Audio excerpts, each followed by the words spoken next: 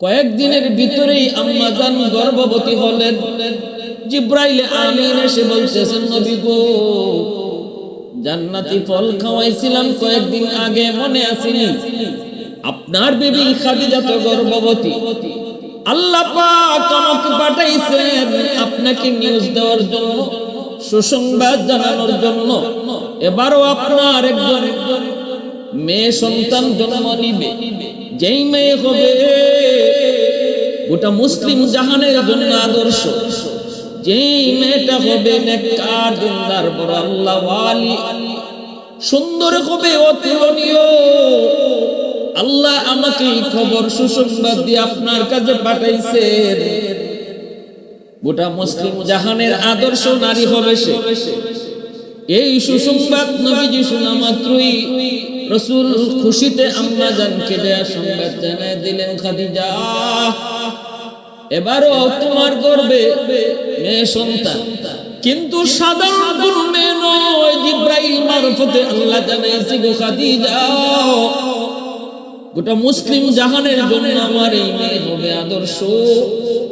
সে হবে একজন আদর্শ নারী, জ্ঞানে গুণে এলেমে আমলে সর্বলাইনে হার লাইনে সে হবে বেনজির বেমিসাল। রাসূল করিম এই সুসংবাদ আম্মা জান খাদিজাতুল কুবরাকে নবী জানাইলেন। আম্মা জান বড় খুশি, রাসূলও বড় খুশি। কিছুদিন পর আম্মা জানের গর্ভে তো খাতুনে জান্নাত ফাতেমা, কিন্তু সন্তান পেটে আসলে পরে মার যেমন কষ্ট হয়, আম্মা জানের বিন্দু পরিমাণ কষ্ট হয় নাই, বিন্দু পরিমাণ তিনি কষ্ট অনুভব করেন নাই।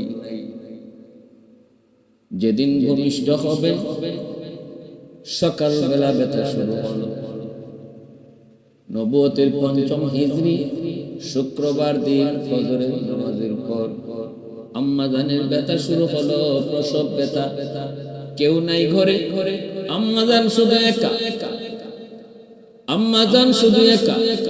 একজন বাদীকে পাঠাইলেন আত্মীয় স্বজনের ভিতর থেকে কিছু মহিলাকে আনার জন্য, সাহায্যের জন্য। কাউকে পাও কিনা একটু দেখো।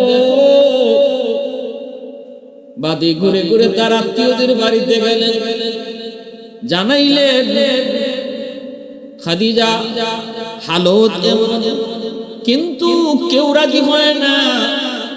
প্রত্যেকটা মহিলাই এক কথাই কয়, খাদিজা আমাদের বংশে কলঙ্ক লাগাইছে, আমরা আছি আমাদের বাপদাদার ধর্মে, কিন্তু খাদিজা মুহাম্মাদের ধর্ম গ্রহণ করেছে, এই বিপদ আমরা তার সাহায্য করব না। কত নিষ্ঠুর! অথচ আম্মা জানের দান সৎকার সহযোগিতা মক্কার জমিনে এমন কোন মানুষ নাই রে যুবক, যে পায় নাই, যে পায় না, যে নেয় নাই। আম্মা জান ছিলেন মক্কার সবচেয়ে ধনী নারী, দানের হাত ছিল অনেক বড়। বিপদে পড়ে কেউ আসলে এমন কোন মানুষ নাই যে খালি হাতে ফেরত যেত। তাকে যখন যা দেওয়ার তাই তিনি দান করতেন। যার কারণে মক্কার বেঈমানগুলি যদিও আমার নবীর সাথে দুশমনি করত, আম্মা জান খাদিজাতুল কুবরাকে যদি পাশে দেখতো, কেউ নবীর গায়ে হাত তোলার সাহস করত না, এমনকি রাসূলকে কটাক্ষ করার সাহস করত না যদি আম্মা জান কাছে থাকতেন। আবু জাহেলের মতো লোক আম্মা জানকে দেখলে অন্য রাস্তায় চলে যেত। আবু জাহেলের মতো লোক আম্মা জানের সামনে চোখ তুলে তাকায় কথা বলার সাহস ছিল না। একদিন রাস্তায় আবু জাহেলকে পেয়ে গেছেন। আম্মা জান তিনি জিজ্ঞেস করেন, এ আবু জাহেল, তুই আমার স্বামী মুহাম্মদকে কেন কটাক্ষ করো, কেন মন্দ বলো, কেন মন্দ বলো? তোমরা কি আমার স্বামীকে আল আমিন বলো নাই? তোমরা কি তার সত্যবাদী কও নাই? তাহলে আজ কেন তারে মন্দ বলো? আবু জাহেল জবাব দেয় না, চোখ তুলে কথা কয় না, কারণ নুন খাইছে যার, গুণ তো গাইতে হবে তার। আবু জাহেল কয় সময় হলে বলবো। আম্মা জান কয় ঠিক আছে, সময় হলেই শুনবো। সাথে সাথে মক্কার লিডার গুলাকে তার বাড়িতে দাওয়াত করলেন। আবু জাহেল সহ লিডাররা তার বাড়িতে হাজির। আবু লাহাব ছিল। আম্মা জান ওদেরকে মন তুষ্ট করে দাওয়াত খাওয়াইলেন, যা চাইছে তাই খাওয়াইলেন। খাওয়ানোর পর ওরা আম্মা জানের প্রশংসা করতেছে। এই অবস্থায় আম্মা জান বলেন, আজ তোমাদের কাছ থেকে একটা কথা নিব। প্রথম নম্বর কথা হলো, আমার স্বামী মুহাম্মদ বলো কোন দিক দিয়া তার কম, সে কোন দিক দিয়া ছোট, একটু আমাকে তোমরা বলো। কয় মুহাম্মাদের অর্থ নাই, সম্পদ নাই, গরিব। আম্মা জান কই শুধু একটাই নাকি আরো কোন সাইড তার আছে দুর্বল? আবু জাহেল কয় আর কোন সাইড নাই। আম্মা জান কয় বলো তার চরিত্র কেমন? কয় সুন্দর। বলো তার চেহারা কেমন? কয় সবচেয়ে সুন্দর। বলো তার বংশ কেমন? কয় সবচেয়ে ভালো। সকল সাইড দিয়ে সে ওয়ান প্লাস, সকল সাইড দিয়ে সে ওয়ান পিস। সেখানে তার কোনো তুলনা নাই। একটা দিকে দুর্বল, সম্পদ নাই, সহায় নাই, একটাই তো দুর্বল বলে হয়। আম্মা জান এবার সমস্ত লিডারদের সামনে বলেন, তা বলে তোমরা শোনো, আমি খাদিজার যত সম্পদ ছিল সবগুলি সম্পদ এই মুহূর্তে আমি আমার স্বামী মুহাম্মদকে দান করে দিলাম। এবার আমার কিছু নাই, সব সম্পদের মালিক, সব সম্পদের মালিক আমার স্বামী মুহাম্মদ। এবার তোমরা একটু কও, মুহাম্মদকে মানো না কোন কারণে? গরিব গরিব বলো, এখন সে গরিব নাকি মক্কার সবচেয়ে ধনী? আবু জাহেল আবু লাহাবের মুখ বন্ধ হয়ে গেল, কথা বলার সাহস তারা হারিয়ে ফেলল। আবু জাহেল কয়, খাদিজা তোমার সাথে আমরা কথা বলে পারবো না, তোমার সাথে কথা বলে পারবো না, এই বলে তারা উঠে চলে গেল। এজন্য আম্মা জান খাদিজাতুল কুবরা রাদিয়াল্লাহু তাআলা চরম বিপদের সময় প্রসব বেদনা, একজন মহিলা জানে প্রসব বেদনা, প্রসব ব্যথা, তার ব্যথা কেমন। প্রসবের সময় যে ব্যথা, এই ব্যথা শুধু একজন মা বুঝে, দুনিয়ার আর কেউ বুঝে না রে যুবক, আর কেউ বুঝে না। প্রসব বেদনার সময় কত মা দুনিয়া থেকে চলে গেল, প্রসব ব্যথার সময় কত মা অজ্ঞান হয়ে যায়। ভালো করে মনে রাখো, এর চেয়ে বড় কষ্ট আর কিছু নাই। ভাইরা বন্ধুরা, ওই মারে তুমি বড় হয়ে কষ্ট দেও, একটু বুঝি তোমার মায়া হয় না, একটু বুঝি দরদ হয় না, একটু বুঝি তুমি ভাবো না। 1 কেজি 2 কেজি ওজনের একটা পাথর পেটে বাইরে তুমি একদিন হাইটা দেখো কেমন লাগে। সেখানে একজন মা 10 মাস 10 দিন তোমার পেটে লইয়া এত বড় একটা বোঝা নিয়ে ঘরের সব কাজগুলা করতো। কতটা কষ্ট বেদনা যখন শুরু হয়, তখন জানে মা সে কি পরিমাণ কষ্ট অনুভব করে। বিপদের সময় আম্মা জানের কাছে কেউ নাই, আত্মীয় স্বজন কোন মহিলা আসতে রাজি হয় না। একটাই তাদের কথা, খাদিজা কেন ইসলাম ধর্ম গ্রহণ করলো, কেন আমাদের বাপ দাদার ধর্ম ছেড়ে দিল। এই কথাগুলা বাদিয়ে এসে আম্মা জানকে শোনাইল। আম্মা জান বড় কষ্ট পেলেন। এই মানুষগুলা ওরা যারা বিপদে পড়লে আমি খাদিজা সাহায্য করতাম গো, আমার কাছ থেকে কখনো নিরাশ হয়ে যায় না। ঠিক আছে, আমি কারো সাহায্য চাই না মালিক, আমি তোমার কাছে সাহায্য চাই। আমার উত্তম সাহায্যকারী হলেন আল্লাহ। আল্লাহু খায়রুল হাফিজিন।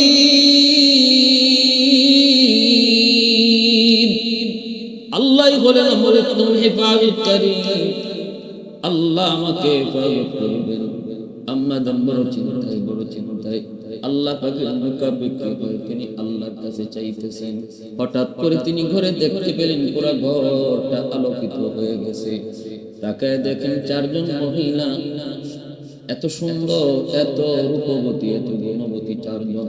তাদের রূপে, তাদের সৌন্দর্যে পুরো ঘরটা আলোকিত হয়ে গেল।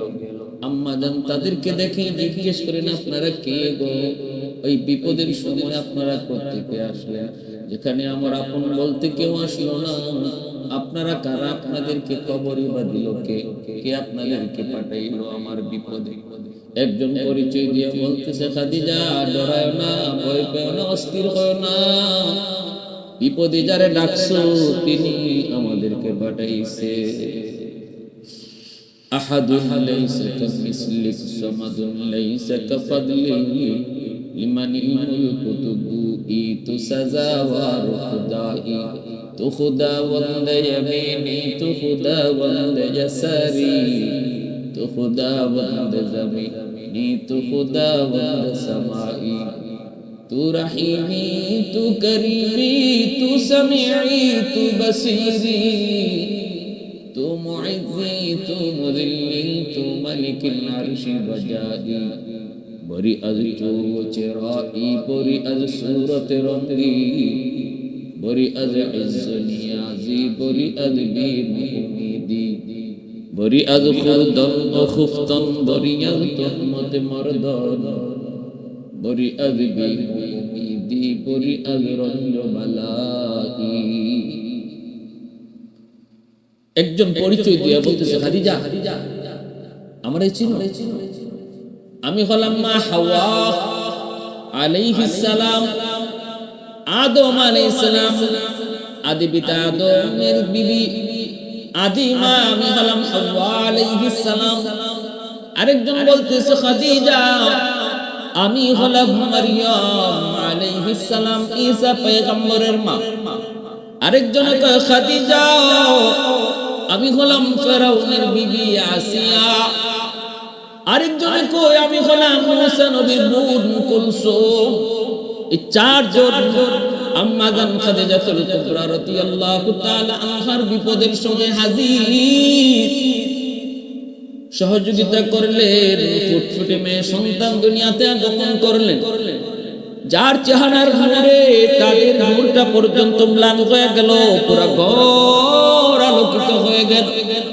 পৃথিবীতে যে চারজন নারী সবচেয়ে সুন্দর ছিলেন, একজন হলেন ইব্রাহিম পয়গম্বরের বিবি, প্রথম বিবি সারা আলাইহিস সালাম, দ্বিতীয় জন হলেন হযরত মারইয়াম আলাইহিস সালাম, তৃতীয় জন হলেন আসিয়া আলাইহিস সালাম, চতুর্থ জন হলেন নবীজির কন্যা খাতুনে জান্নাত ফাতেমা রাদিয়াল্লাহু তাআলা আনহা। আল্লাহর নবী কয়, আমার ফাতেমা এত সুন্দর, তার সৌন্দর্য দেখে জান্নাতের হুররা পর্যন্ত ঈর্ষা করবে। পুরা ঘর আলোকিত। মায়ার নবী, দয়ার নবী সুসংবাদ পেয়ে দৌড়ে আসলেন। নবীজি দেখে আনন্দিত, কুলে তুললেন। প্রশংসা তো জিবরাইল আগেই করে গেছেন যে আবেদা সালেহা, জগতের মুসলিম জাহানের সমস্ত নারীদের জন্য যিনি হবেন মডেল, যিনি হবেন আদর্শ নারী। নবীজি আদর করে নাম রাখলেন ফাতেমা, আরেকটা ওর নাম নবী রাখলেন জোহরা। জোহরা শব্দের অর্থ হলো ফুলের কলি। ফুলের কলির মতোই ছিলেন তিনি সুন্দর। ভাইরা বন্ধুরা, এইভাবে খাতুনে জান্নাত ফাতেমা রাদিয়াল্লাহু তাআলা আনহা মার আদর, বাবার আদর পেয়ে পেয়ে তিনি আস্তে আস্তে বড় হন। ভাইরা বন্ধুরা, যখন ছোট্ট বালিকা খাতুনে জান্নাত ফাতেমা রাদিয়াল্লাহু তাআলা আনহা শিশুদের সাথে খুব বেশি মিশতেন না, বাচ্চাদের মতো দুষ্টামিও করতেন না, অত্যন্ত গুরুগম্ভীর ছিলেন। ছোট কাল থেকেই কি যেন ভাবতেন যেন আল্লাহর নবীর শিশুকালটা আর খাতুনে জান্নাত ফাতেমার শিশুকালটা এক সেম। নবীজির ভিতরে যত গুণ, ফাতেমার ভিতরে ছিল তত গুণ। আল্লাহু আকবার বলে এত সুন্দর গুণাবলী নিয়ে তিনি আস্তে আস্তে বড় হন। মার কাছে বেশি টাইম থাকেন, মার ইবাদত বندگی দেখেন, শিখেন। মা যদি দিনদার হয়, মা যদি নামাজি হয়, সন্তান নামাজি হয়। মা যদি পর্দানিশীন হয়, মেয়েটাও পর্দানিশীন হয়। মা যদি কোরআন তেলাওয়াত করে, সন্তানও কোরআন তেলাওয়াত করে। ঘরের পরিবেশে মা বাবার কাছ থেকে সন্তান যা দেখে, যা শুনে, তাই কিন্তু শিখে।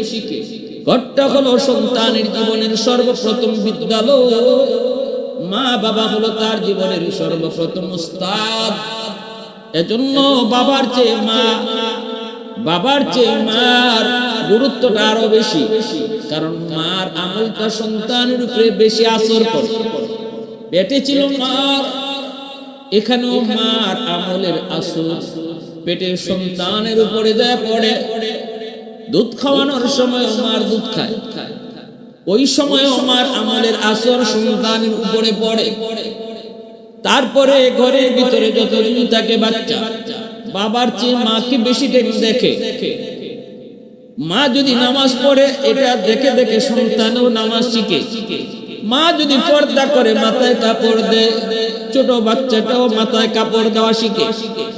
দেখবেন মা নামাজে দাঁড়াইলে শিশুটাও মার সাথে নামাজে দাঁড়ায়। আম্মা জান খাদিজাতুল কুবরা রাদিয়াল্লাহু তাআলা আনহা, আমার নবীর কলিজার টুকরা বিবি, আমার নবী মায়ের নবীর প্রিয়তমা স্ত্রী, যার জীবদ্দশায় রাসূল আর কোনো বিয়ে করেন নাই। নবীজির সন্তান 4 জন মেয়ে সন্তান আর 3 জন ছেলে সন্তান, 7 জনই হয়েছেন আম্মা জান খাদিজাতুল কুবরা রাদিয়াল্লাহু তাআলা আনহার গর্ভ থেকে। শুধুমাত্র একজন ছেলে ইব্রাহিম, তিনি হয়েছিলেন আম্মা জান মারিয়াম কিবতিয়ার গর্ভ থেকে। এজন্যই আম্মা জান বড় ভাগ্যবতী নারী। রাসূলের সকল সন্তানরাই আম্মা জান খাদিজাতুল কুবরার গর্ভ থেকে। খাতুনে জান্নাত মার কাছেই বিশেষ টাইম থাকে, মার আমলটাই দেখে, মার আমলটাই নিজে শিখেন। এইভাবে আস্তে আস্তে বড় হইতেছেন, শিখতেছেন, আমলের প্রতি আগ্রহ। মা যে আল্লাহর বন্দেগী করিব, আল্লাহকে কি দেখা যায় না? আম্মা জান খাদিজাতুল কুবরা কয়, মা দুনিয়ার চক্ষে আল্লাহকে দেখা যায় না গো মা। আল্লাহ দুনিয়ার মানুষের চোখে পাওয়ার দেয় নাই, কিন্তু যদি তুমি নেক আমল করো, আল্লাহরে খুশি করতে পারো, জান্নাতে আল্লাহ তোমার চোখে এমন পাওয়ার দিবে, যে পাওয়ার দিয়ে মালিককে তুমি দেখেও ঠিক থাকতে পারবে। আল্লাহ পাক জান্নাতে তোমার দিদার নসিব করাবে। আল্লাহ জান্নাতে দেখা দিবে, দুনিয়ার চোখে আল্লাহকে দেখা যায় না। এইভাবেই মার কাছে দেখে দেখে আমলের প্রতি আগ্রহ বাড়ে আর আমল শিখেন। ভাইরা বন্ধুরা, কিন্তু বেশি দিন হয় নাই, খাতুনে জান্নাতের 11 বছরের টাইমে আম্মা জান খাদিজাতুল কুবরা রাদিয়াল্লাহু তাআলা আনহার ইন্তেকাল। অসুস্থ হয়ে পড়লেন, চরম থেকে চরম অসুস্থ হয়ে পড়লেন। ওই অবস্থায় নবীজির জন্য আম্মা জান কান্দে। রাসূল যায় কয়, খাদিজা তুমি কেন কাঁদো? আম্মা জান কয়, নবী গো, আমি আমার জন্য কাঁদি না গো নবী, আমি কাঁদি স্বামী গো আমার ইন্তেকালের পর আপনার সেবা কে করবে, আপনারকে দর্শন করবে। বেদিন বেঈমান গুলা কত কটু কথা, কত নির্যাতন আপনারে করে। আমার কাছে আসলে আমি সান্ত্বনা দিয়ে আপনাকে সব কষ্ট ভুলায় দেই, কিন্তু আমার বড় আশঙ্কা, আমার বড় ভয়, আমার বড় টেনশন, আমার চিন্তা, আমার দুনিয়া থেকে বিদায়ের পর আপনার সেবা কে করবো, আপনারে কে সান্ত্বনা দিব, এজন্য আমি বেশি কাঁদতেছি। সাথে সাথে খাতুনে জান্নাত ফাতেমা রাদিয়াল্লাহু তাআলা আনহা মার কাছে বসা, মার কাছে বসে মার কপালে চুমু দিয়া কয়, মা আব্বুর জন্য তুমি কাঁদো না। মা গো, আমি কথা দিলাম, মা আমি তোমাকে কথা দিলাম, তোমার বিদায়ের পর তোমার দায়িত্বটা আমি ফাতেমা আদায় করব। আমি বাবার সেবা করব, আব্বুর সেবা আমি করব, সান্ত্বনা আমি ফাতেমা দিব, সেবা করব আপনার মতো, সান্ত্বনা দিব আমার আব্বুর আম্মার মতো, আমেনার মতো। এই কথা বলতে খাদিজা রাদিয়াল্লাহু তাআলা আনহা খাতুনে জান্নাতের কপালে চুমু খায়, একটু আনন্দের হাসি আসে। মা আমার দিলটা খুশি, মা আমার বুকে তোর কথাগুলা শুনে আমার দিলটা খুশি হয়ে গেছে। মা আয় আমার বুকে আয়, বুকে আয়। আল্লাহর নবী, রহমতের নবী, মায়ার নবী কাছে বসা। আম্মাজান খাদিজাতুল কুবরা রাদিয়াল্লাহু তাআলা আনহা বলতেছে, স্বামী গো, ও স্বামী, আমি দুনিয়ায় থাকতে তোমার কোন হক যথাযথ আদায় করতে পারি নাই গো স্বামী। একটা আবদার করি, রাখবেন নি? রাসূলকে খাদিজা, দুনিয়ায় থাকতে কোনো আবদার আমার কাছে তুমি করো নাই, এমন কি আবদার তুমি মৃত্যুর আগে আমার কাছে করবা? আম্মাজান কো, নবী গো, আমার আবদারটা হলো, কবরের জগৎটা আমার বড় ভয় লাগে, বড় ভয় লাগে। আখিরাতের প্রথম মঞ্জিল কবর, কবর যার আসার তার সব ঘাট আসার। কবরে আমার বড় ভয় হয় গো নবী, ভয়। আমার একটা অনুরোধ হলো, আমার ইন্তেকালের পর আমার কাফনের কাপড় আপনি বাজার থেকে কিনবেন না, আপনার একটা পুরানের জুব্বা আমি ধুইয়া পরিষ্কার করে রেখেছি গো নবী, ওই পুরাতন জুব্বাটা আমি পরিষ্কার করে রাখছি, আপনি আমারে ওই আপনার জুব্বাটা দিয়ে কাফন পরে দিয়ে, পরনের জুব্বাটা দিয়ে কাফন পরে দিয়ে, যদি আমি খাদিজার কোনো বদামলের কারণে কবরে আযাব আসে, আগুন আসে, রহমতের নবীর কাপড় যদি আমার কাফন হয়, আমার মন বলে কবরে আগুন আমাকে স্পর্শ করবে না। স্বামী গো, আপনি আমার কবরে পার দিয়ে একটু হাইটেন, কবর নাকি চাপ দেয়, কবরের উপরে যদি রহমতের নবী হাঁটা চলা করে, কবর চাপ দেওয়ার সাহস করবে না, সবাই আমাকে কবর দিয়ে চলে আসবে, আপনি আইসেন না, কবরের পাশে দাঁড়ায় তাই কেন? যতক্ষণ পর্যন্ত না আমি মুনকার নাকিরের জবাব দিই, আপনি পাশে থাকলে আমার সাহস থাকবে। ভয় হয়, ভয় হয় গো স্বামী। আল্লাহ নবী সান্ত্বনা দিয়া কবলে চুমু দিয়া কয়, খাদিজা ভয় পেও না, তোমার জান্নাতের সুসংবাদ আল্লাহ পাক তোমাকে দুনিয়ায় তাকতি দিয়া দিছে, কবর তোমার সাথে বেয়াদবি করবে না, এরপরও তোমার সবগুলি কথা আমি রাখবো। রাসূল কবরে নিজের হাতে রাখলেন, আম্মাজানকে নিজের হাতে রাখলেন, পশ্চিম দিকে মুখ করে রাখতে চান, কিন্তু মুখটা সাথে সাথে আসমানের দিকে হয়ে যায়। রাসূল রাখতে চান কিবলামুখী করে, কিন্তু মুখটা আসমানমুখী হয়। রাসূল চায় কিবলামুখী, আল্লাহ চায় আসমানমুখী। এইভাবে কবর দেওয়ার পর মায়ার নবী, দয়ার নবী তার পরনের জুব্বা দিয়ে তিনি কাফন দিয়া কবরে রাখলেন। কবরের পাশ দিয়ে রাসূল হাঁটাহাঁটি করেন, কিছু দূরে সে দাঁড়ায় রইলেন। মুনকার নাকির কবরে ঢুকবে, কিন্তু যেই কবরের পারে দু জাহানের বাদশা রাহমাতুল লিল আলামিন দাঁড়া আছে, ওই কবরে কেমন করে মুনকার নাকির ঢুকে, কোন সাহসে ঢুকে? পাশে দাঁড়ায় রয়েছে আল্লাহ কই, জিবরাইল তাড়াতাড়ি যাও, আমার বন্ধুকে যায় বলো কবরের পাশ থেকে যেন সরে আসে। বন্ধু দাঁড়ায় থাকলে মুনকার নাকির কবরে ঢুকবে না। আর বন্ধুরে নির্ভয়তীয় খাদিজার টেনশন করা লাগবে না, আমি চেহারা আসমানমুখী বানায় দিছি, কারণ আমার খাদিজারে যখন মুনকার নাকির প্রশ্ন করবে, এই প্রশ্ন আমি শুনবো, দেখবো, আর প্রশ্নের জবাব আমি নিজে দিয়ে দিব।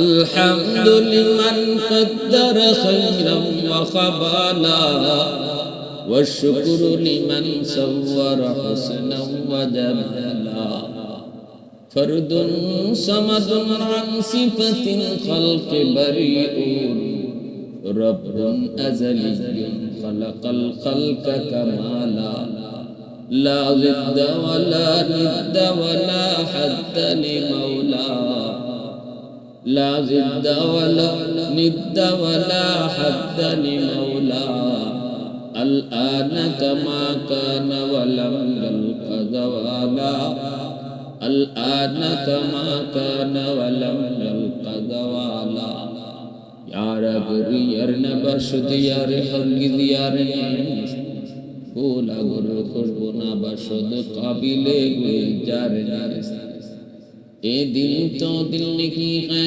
جیسے دل میں تو نہیں, اے گل تو گل نہیں ہے जिस गुल में गुल नहीं ए गुल तो गुल नहीं है जिस गुल में गुल नहीं। अम्मा जान खादिजाতুল কুবরা রাদিয়াল্লাহু তাআলা আনহার ইন্তেকালের পর মায়ের নবী দয়ার নবীর চাচা একই বছর ইন্তেকাল করেন।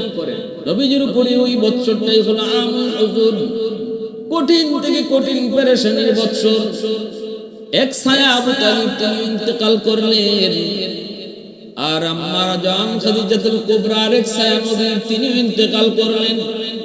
মায়ের নবী দয়ার নবী বড় পেরেশান। আল্লাহর নবী তায়েফ গেলেন বড় আশা নিয়ে। তায়েফের মানুষগুলা তারা আমার আত্মীয়, হয়তো তারা আমাকে মায়া করবে, কিন্তু তায়েফবাসী আমার নবীর সাথে কি নিষ্ঠুর আচরণ করেছে, ইসলামের ইতিহাসে কলঙ্ককর অধ্যায়। রক্ত শরীর থেকে বেয়ে বেয়ে জুতা আটকে গেল। দয়ার নবী বেহুশ হয়ে গেলেন। নবীজির পালক পুত্র যায়েদ ইবনে হারেসা আল্লাহর নবীকে বুকে লইয়া পিঠটা দিয়ে কয়ে, তায়েফের উচ্ছৃঙ্খল যুবক, তোরা যত পারো আমার পিঠে মারো, রহমতের নবীর আর তোরা মাইরো না। আল্লাহ পাক কয়, জিবরাইল আমার বন্ধু রক্তের ফোঁটা মাটিতে পড়তে দিও না, মাটি বরদাস্ত করবে না। তাড়াতাড়ি কই আসো তুমি? কই সিদরাতুল মুনতাহা, জমিনে যাও। আমার বন্ধু রক্তের ফোঁটা যেন জমিনে না পড়ে, পড়লে জমিনে ভূমিকম্প শুরু হবে। সেই তায়েফের জমিনে নবী রক্তাক্ত আহত। আল্লাহ নবীদের নবী মায়ার নবী একটা খেজুর বাগানে যায় আশ্রয় নিলেন। উকবা ইবনে আবি মুয়াতির খেজুর বাগান, ওই খেজুর বাগানের মালিক উকবা সে তার গোলামরে পাঠাইছে, যাও মুহাম্মদ রেজাকে খেজুর খাওয়াও। আল্লাহর নবী খেজুর খাইতে গিয়ে বিসমিল্লাহির রহমানির রহিম বলছেন। গোলাম সে ছিল ইহুদি, সে বলতেছে, মুহাম্মদ আপনি এই নাম কই থেকে শিখলেন? রাসূল কয়, কেন? আমি এই নামটা কোত্থেকে শুনলেন? এই নামটা কোত্থেকে শুনলেন? আল্লাহর নবী কয়, কেন? না একটু বলেন। রাসূল কয়, আগে তুমি কও, তুমি কে? কোথায় তোমার বাড়ি? করনিয়া। হযরত জান্নুন আলাইহিস সালাম, ইউনূস আলাইহিস সালামকে বলা হয়। ইউনূস আলাইহিস সালামের এলাকার মানুষ হলো গোলাম। এই গোলাম তখন কয়, আমি জান্নুন, ওই নুনিয়া এলাকার মানুষ। আল্লাহ নবী কয়, ওই এলাকায় একজন নবী ছিলেন ইউনূস আলাইহিস সালাম, তিনি আমার নবুয়তী ভাই। গোলাম অবাক হয়ে গেল, অবাক। কয়, ইউনূস আলাইহিস সালামের নাম তো কোনো নবী ছাড়া জানার কথা না। সাথে সাথে গোলামের ইয়াকিন হয়ে গেছে তিনি আল্লাহর নবী। সাথে সাথে তার ইয়াকিন হয়ে গেছে সে আল্লাহর নবী, আমার নবী রহমতের নবীর উপরে। ওই গোলাম কয়, আমার বুঝতে বাকি নাই, আপনি আল্লাহর রাসূল, আমাকে এই মুহূর্তে কালেমা পড়ে মুসলমান বানায় দেন। আল্লাহর নবী তায়েফ থেকে মক্কায় ফিরলেন। নবীজির মেয়েরা সবাই যায় একে একে দেখলেন, সান্ত্বনা দিতেছেন। ফাতেমা যায় ঢুকলেন, দরজা বন্ধ করে দিলেন, সবাইকে বের করে। রাসূল কই, ফাতেমা দরজা কেন বন্ধ করো? ফাতেমা কই, বাবা আপনি আপনার মাধ্যমে আল্লাহর সঙ্গে কিছু কথা বলবো। প্রথম কথাটাই ফাতেমা কান্দে আর কই, মালিক, ও মালিক, তোমার কাছে জানতে চাই, ইব্রাহিমের জন্য যদি তুমি নমরুদের আগুনকে ফুলের বাগান বানায় দিতে পারছো, মূসার জন্য যদি নীল দরিয়ার পানিকে তুমি রাস্তা বানায় দিতে পারলা, তুমি কি পারো না আমার আব্বু তোমার দোস্ত তোমার হাবিবের জন্য তায়েফের মাঠে উশৃঙ্খল যুবকগুলির পাথরকে তুলা বানাইতে পারো নাই কি? তুমি পাথরকে তুলা বানিয়ে দিতে কেন করো নাই? আল্লাহ কেন করো নাই? ইব্রাহিমের জন্য আগুন হলো ফুলের বাগান, মূসার জন্য নদী হলো রাস্তা, আমার আব্বার জন্য তুমি তায়েফের পাথরকে কেন তুলা বানাইলা না? আল্লাহর নবীকে মারে এইভাবে কইস না, ও মা এইভাবে কয় না, আল্লাহর সাথে এইভাবে কথা কয় না।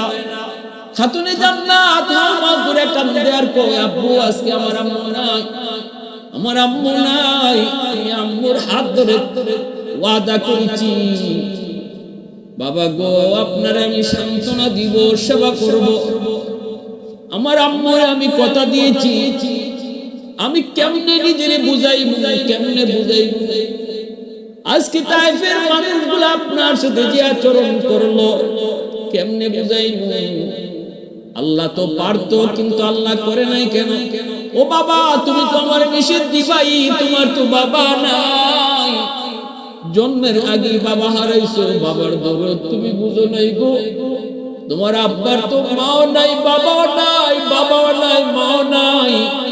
উনিও তো বাপমার দরদ বুঝে না, কিন্তু আমি ফাতেমা তো বাবার দরদ বুঝি।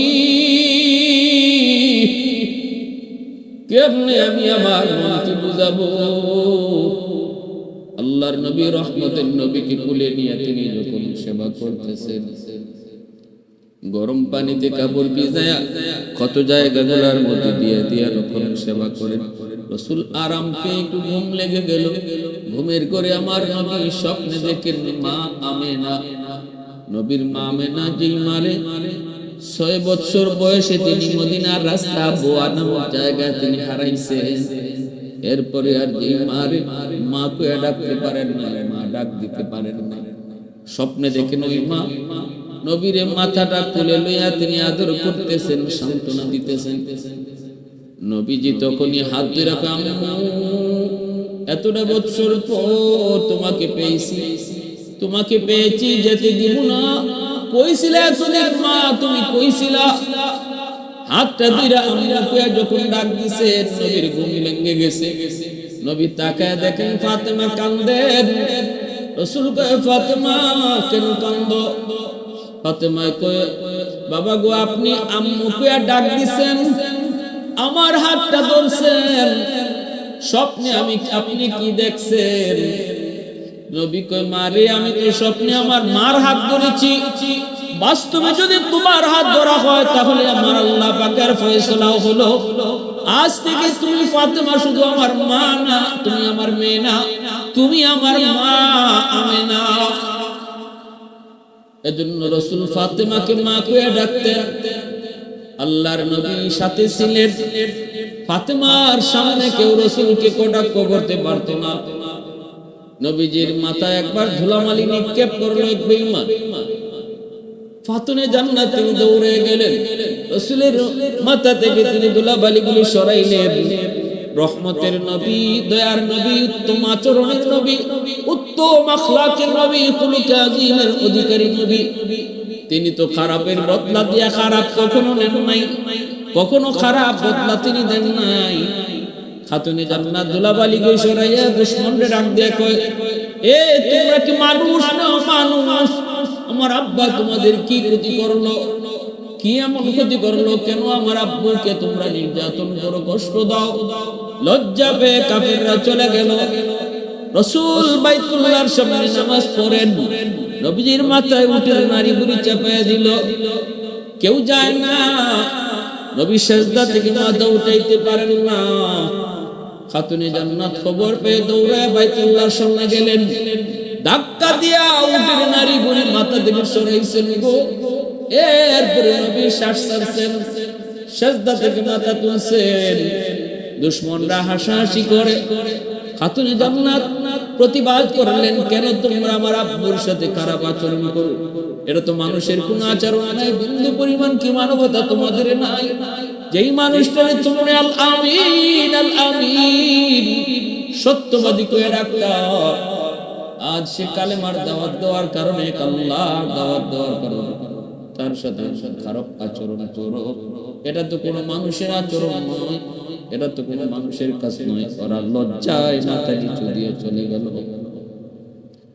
এইভাবে মায়ের নবী, দয়ার নবীকে তিনি সব সময় কাছে রাখতেন, সান্ত্বনা দিতেন। নবীজি আঘাত পেলে নবীরে তিনি সেবা করতেন। রাসূল শুধু মেয়ে হিসাবে দেখতেন না, মার মতো জানতেন, যেন রাসূল আমেনা হারায়া আমেনাকে রাসূল আবার পাইছেন। ভাইরা বন্ধুরা, এইভাবেই খাতুনে জান্নাত ফাতেমা রাদিয়াল্লাহু তাআলা আনহা বাবার সাথে থেকে বড় হয়ে মদিনায় হিজরত তিনি রাসূলের সাথে করলেন। মদিনায় হিজরত করার পর ফাতেমা তখন যুবতী হয়ে গেছেন। রাসূল মদিনায় ঘোষণা দিলেন ফাতেমার বিয়ে দিয়ে দিব। কত সাহাবায়ে কেরাম বিয়ের জন্য প্রস্তাব দেয়, কিন্তু নবী কোনো কথা বলেন না। উসমান কয় আলী, আমার মন বলে তুমি যদি বিয়ের প্রস্তাব দাও তাহলে নবী রাজি হবে। আলী কয় উসমান, এটা কেমনে কও? আমি তো নবীর ঘরে থাকি, নবীর ঘরে খাই, আমি কেমন করে ফাতেমার জন্য বিয়ের প্রস্তাব দেব? উসমান কয় আলী, যা সাহস করে বিয়ের প্রস্তাব দে। আমার মন বলে তুমি যদি বিয়ের প্রস্তাব দাও তাহলে রাসূল রাজি হয়ে যাবে। ফাতেমার জন্য আলী যখন বিয়ের প্রস্তাব দিলেন, মায়ার নবী দয়ার নবীকে আলী, দেরি করলি কেন? তোমার সাথে আমার ফাতেমার বিয়ের গটকানি করছেন আল্লাহ, আল্লাহ নিজে, তাহলে আমার ফাতেমার মোহর কি দিবা? কিছুই তো নাই। আলী কয় নবী গো, আপনার ঘরে খাই, আপনার ঘরে থাকি, মোহর দিব কি? নবী কয় আছে কি? কয়েকটা ঘোড়ার একটা বর্ম। রাসূল কয়ে যাও বর্মটা বিক্রি করে যা পাও তা দিয়ে মোহর হবে। এই বর্ম বিক্রি করতে নিলেন, উসমান গনি কিনলেন, 400 দিরহাম দিয়া দিলেন। এই 400 দিরহাম দিয়া মোহর ধার্য হলো। আর উসমান গনি সেই বর্মটা আলীর বিয়েতে আবার উপহার দিয়ে দিলেন। খাতুনে জান্নাত ফাতেমা রাদিয়াল্লাহু তাআলা আনহার সাথে আলীর বিবাহ হলো। আল্লাহর নবীর ঘরে থাকেন, নবীর ঘরে থাকেন, কিন্তু আলীর মন কয় ফাতেমাকে আলী তার নিজের ঘরে নিয়ে যাবেন। নিজের তো কোনো ঘর নেই, নিয়ে রাখবেন কোথায়? মন চায় ফাতেমারে নিজের ঘরে নিবেন, স্বামী শ্বশুরের ঘরে থাকতে রাজি না। আর এটাও শরীয়তের বিধান, এটাও দৃষ্টিকটু। বিয়ের পর শ্বশুর বাড়িতে থাকা এটাও একজন স্ত্রীর জন্য সম্মানজনক নয়। আলীর মন চাইল নিয়ে আসতেন, একটা ভাড়া বাসা করলেন, কিন্তু নবীর কাছে কেমনে কয় ফাতেমারে আমি নিজের বাড়িতে নিয়ে যাব? আম্মা জান আয়েশা সিদ্দিকা রাদিয়াল্লাহু তাআলা আনহাকে মনের কথা বললেন। আম্মা জান যায় নবীকে জানাইলেন আলী ফাতেমারে তার নিজের বাড়িতে উঠাইতে চায়। আল্লাহর নবী রহমতের নবী আলীকে ডাক দিয়ে বলেন, আলী তুমি কি চাও ফাতেমাকে আমি তোমার ঘরে দিয়ে দিব? আলী বলে, ইয়া রাসূলুল্লাহ, এটাই বলে। রাসূল কয়, নাও নাও, আমি তোমার হাতে উঠাই দিলাম। আর আলীর মনে রাখবি, এটা আমার কলিজা, এটা আমার মেয়ে না। ফাতেমা তো বিদাতুন মিন্নি, ফাতেমা যদি কষ্ট পায় আমি আলী, আমি রাসূল কষ্ট পায়। এরপরে ফাতেমা রাদিয়াল্লাহু তাআলা আলী তার নিজের ঘরে উঠে আনলেন। তাদের ঘরটা কিছুই ছিল না, ভাঙ্গা ঘর, অভাবের সংসার, এক বেলা খাইলে আরেক বেলা খাওয়া নাই, কিন্তু ভালোবাসা ছিল ঘর ভরপুর, পুরো ঘরটা ছিল ভালোবাসার ভরা। এজন্য খাতুনে জান্নাত বলতেন, আমি আমার স্বামী আলীর উপরে দিল থেকে খুশি, আমার স্বামী আমার খুশি, আমি বুক ভরা ভালোবাসা পাই। একজন স্ত্রীর জন্য স্বামীর জন্য সবচেয়ে বড় পাওয়া হলো স্বামীর ভালোবাসা, স্বামীর ভালোবাসা। খাতুনে জান্নাত ফাতেমা রাদিয়াল্লাহু তাআলা গোটা মুসলিম জাহানের নারীদের জন্য মডেল হিসেবে, মডেল আদর্শ রেখে গেছে। স্বামীর বাড়ি গাড়ি দেখার দরকার নাই, দেখো তার ভিতরে আখলাক সুন্দর কিনা, সে নামাজি না দিনদার কিনা, তার কাছ থেকে ভালোবাসা পাওয়া। বাড়ি আছে, গাড়ি আছে, এসি আছে, সব আছে, কিন্তু ভালোবাসা নাই। এই ঘর কখনো শান্তির ঘর না। আল্লাহ আমাদের সবাইকে তার আদর্শ মতো চলার তৌফিক দান।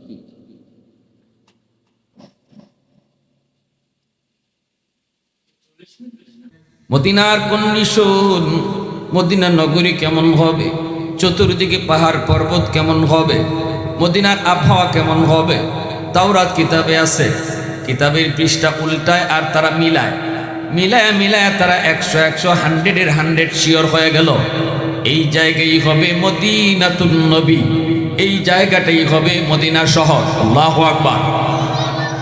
এই জায়গায় হবে মদিনা, যার নাম নবী আসার আগে হবে ইয়াসরিব, কিন্তু নবী আসার পরপরই নাম হয়ে যাবে মদিনাতুন নবী, মদিনাতুল মুনাওয়ারা। এই শহর এই জায়গা তারা পেয়ে যাওয়ার পর উলামায়ে কেরাম তারা বাচ্চারা জানায় দিল, বাচ্চাও পেয়ে গেল। চতুর্দিকে তারা ঘুরতেছে, হাঁটতেছে আর বুঝতেছে এখানেই তো নবী একদিন হিজরত করে আসবেন, ঘর বাড়ি হবে। এরপরে এরা নবীরে সংবর্ধনা জানাবে, নবীরে আমন্ত্রণ জানাবে, নবীজি তাদের ডাকে মদিনায় আসবেন, এখানেই মসজিদে কোবা হবে, এখানেই নবীজি চিরনিদ্রায় শুয়ে থাকবেন। নবীজি রওজা থাক, নিজের জন্মভূমি মক্কায় হবে না, নবীর রওজা হবে এই মদিনায়। আল্লাহু আকবার, জোরে কও। উলামায়ে কেরাম তখন বলতেছে, বাচ্চা ঝাঁপো না, যেহেতু আমরা মদিনা নগরীর সন্ধান পেয়ে গেছি, মদিনা কোন জায়গা হবে সেই জায়গাও পেয়ে গেছি, এবং এটাও আমরা শিওর হয়েছি এখানেই নবীর রওজা হবে। আমরা উলামায়ে কেরাম সিদ্ধান্ত নিয়েছি আমরা আর নিজ গ্রাম নিজ দেশ ইয়ামেনে আর কোনোদিন ফিরত যাব না, আমরা এখানেই থাকবো, এখানেই যেন আমাদের মরণ হয়, কবর যেন মদিনায় হয়। কারণ এই মদিনায় যদি আখিরি নবীর আগমন ঘটে, শ্রেষ্ঠ নবীর, আমাদের কবরের পাশ দিয়ে নবী হাঁটবেন, নবীর পায়ের ধুলাবালিগুলি আমাদের কবরে পড়বে। ধন্য ধন্য ধন্য, নিজেকে ধন্য মনে করব, কবর যেন আমাদের মদিনায় হয়, মায়া নবীর পায়ের ধুলাবালি যেন আমাদের কবরে পায়, নবীর পায়ের আওয়াজ যেন আমরা কবর থেকে শুনতে পাই। সুবহানাল্লাহ, জোরে কও। 400 জন আলেম তখনই তাওরাত তারা তখন বাচ্চাকে বলে, বাচ্চা যাবো না, আমাদের জন্য আপনি কিছু ছোট ছোট ঘর বানিয়ে দিয়ে যান, আর আমরা ইয়ামিন আর ফিরত যাব না। বাদশাহ কয়, তাহলে আমি কি করব? আমারও তো মন চায় নবী যেখানে ঘুমায় থাকবে এখানে আমিও ঘুমায় থাকি, আমারও তো বাচ্চাই ভালো লাগে না, আমি এত বড় বাচ্চা কিন্তু বাচ্চাই ভালো লাগে না, চিরনিদ্রায় শুয়ে থাকতে চাই যেখানে শ্রেষ্ঠ নবী, রহমতের নবী তো জাহানের বাচ্চা যেখানে শুয়ে থাকবে গো, ওখানে আমারও তো শুয়ে থাকতে মন চায়। কিন্তু তাওরাতের আলেমরা কয়, না বাচ্চা, তুমি তো একটা জিম্মাদারি নিয়ে আইছো, তোমার কাঁধে একটা বাচ্চাই জিম্মাদারি আছে, না না তুমি দেশে চলে যাও, অনেক সৈন্য সামন্ত তোমার সাথে, এখানে থাকা ঠিক হবে না। বাচ্চারে তারা বুঝাইলো, কিন্তু বাচ্চার মনে তো কষ্ট রয়ে গেল। বাচ্চা 400 জন আলেমের জন্য 400টা বাড়ি বানাইলো, একটা ঘর নিজের মনের মাধুরী দিয়া বানাইতেছে।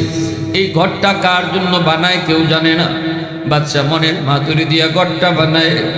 উলামায়ে কেরাম জিজ্ঞেস করি, ঘর কার জন্য বানাও? বাচ্চা চোখের পানি সাইরে কয়, আমি তো থাকতে পারলাম না, মদিনায় চলে যাব ইয়ামেন, কিন্তু আমি তো তাওরাত কিতাবের দ্বারা বুঝতে পারলাম নবী যেদিন মদিনায় আসবে ওই দিন মদিনায় নবীর নিজস্ব কোনো ঘর বাড়ি থাকবে না, এজন্য নবী আসার আগে আগে নবীর জন্য আমি ঘর বানায় দিয়া গেলাম। আওয়াজ দিয়া কও না সুবহানাল্লাহ, আরো জোরে সুবহানাল্লাহ। والليل به زلف محمد كترنم والشمس من رخسار أحمد كترنم والفجر में सुबह रिसालत की बशारत والعصر में दौर नबूवत की बशारत हर फूल में रूय मदीना का तबस्सुम शाखों की लचक में बेक़दा का तकल्लुम यासीन से मौला ने कभी उनको पुकारा हामीन कभी और कभी तासीन इशारा।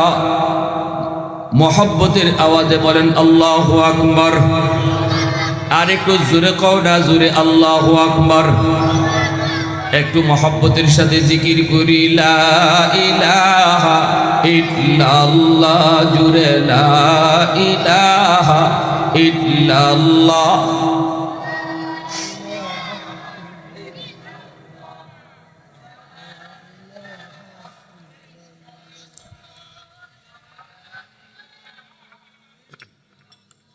সবাই কোন সবাই জিকির করলে কোনো গুনাহ না সওয়াব?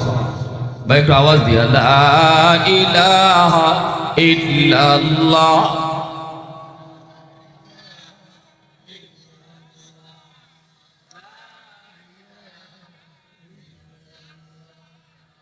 লা ইলাহা ইল্লাল্লাহু মুহাম্মাদুর রাসূলুল্লাহ। জোরে সুরে বলি সাল্লাল্লাহু আলাইহি ওয়াসাল্লাম।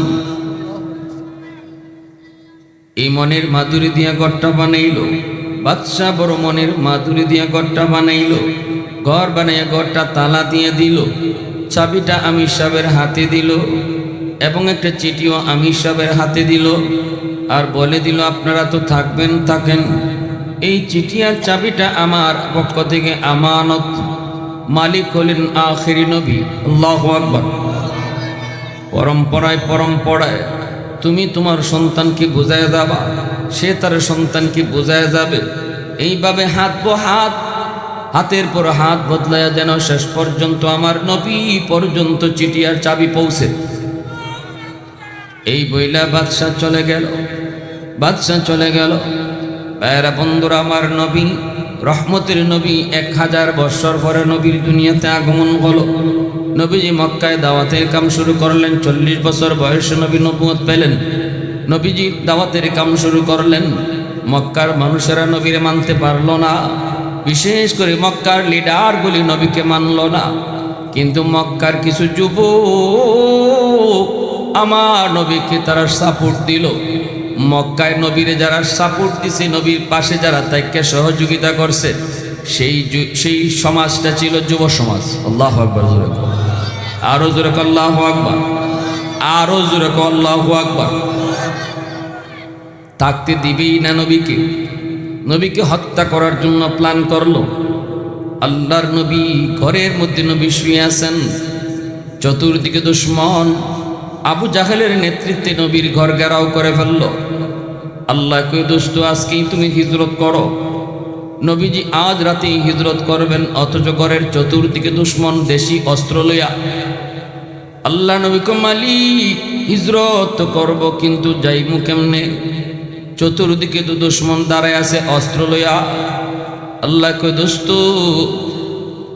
এক মুঠ বালি হাতে নাও, দুশ্মনের দিকে ঢিল মারো, সবগুলা দুশ্মনরে আমি আল্লাহ অন্ধ বানায় দিব। নবীজি যাবার আগে হযরত আলী রাদিয়াল্লাহু তাআলা আনহুকে নবী চাদরে ঘুম পাড়াইলেন। নবী বলতেছেন, আলী, আমার কাছে ওদের কিছু আমানত আছে, আমানত। আমি যদি চলে যাই ওরা বলবে মুহাম্মদ আমানত নিয়ে চলে গেছে। এই আমানতটা তুমি একটু বুঝা রাখো। নবীরে যারা মারতে আসলো ওরাই নবীর কাছে আবার আমানত রাখলো। চিন্তা করে দেখছেন, নবীর নবী মানে না, কিন্তু ঠিক না? আবু জাহেল, উতবা, সাইবা, মক্কার কাফিররা আমার নবীকে নবী মানল না, কিন্তু নবীকে আমানত তার বড় ভালো করে মানল। দামি দামি জিনিস সন্তান বাপের কাছে রাখে না, আমার নবীর কাছে রাখে। বাপ তার ছেলেকে বিশ্বাস করে না, আমার নবীরে বিশ্বাস করে। স্ত্রী স্বামীরে বিশ্বাস করে না, কিন্তু নবীরে বিশ্বাস করে। স্বামী স্ত্রীরে এতটা বিশ্বাস করে না, কিন্তু আমার নবীরে বিশ্বাস করে। ভাই ভাইকে এত বিশ্বাস করে না,